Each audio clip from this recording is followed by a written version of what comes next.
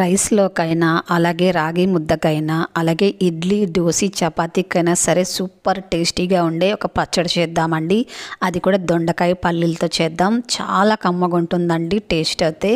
ఇప్పుడు ఎలా చేయాలో చూద్దాం. ముందుగా స్టవ్ వెలిగించుకొని ఒక ప్యాన్ పెట్టుకొని ఇందులో కొద్దిగా ఆయిల్ వేసుకోవాలి. ఆయిల్ వేడెక్కిన తర్వాత కొద్దిగా జీలకర్ర, కొద్దిగా ధనియాలు, అలాగే కారం తగినన్ని పచ్చిమిరపకాయలు కూడా కట్ చేసుకొని వేసుకోవాలి. ఇవి కాస్త వేగిన తర్వాత ఒక 3 టేబుల్ స్పూన్లు పల్లీలు కూడా వేసుకొని వీటిని కూడా మంచిగా వేయించుకోవాలండి.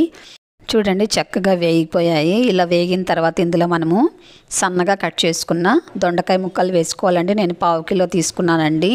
నీట్గా కడిగేసుకొని సన్నగా కట్ చేసుకొని తీసుకోవాలి. అలాగే ఒక టమాటా కూడా ఇలా కట్ చేసుకొని వేసుకోవాలండి.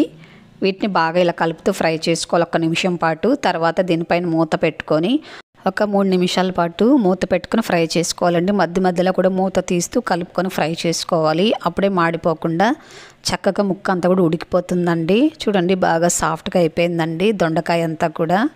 ఇలా మగ్గించుకోవాలి.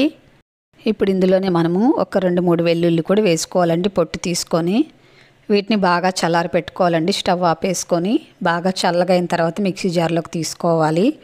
ఇప్పుడు ఇందులో తగినంత సాల్ట్ వేసుకోవాలి. అలాగే పులుపు ఎంత కావాలో అంత చింతపండు నానబెట్టుకొని వేసుకోవాలండి.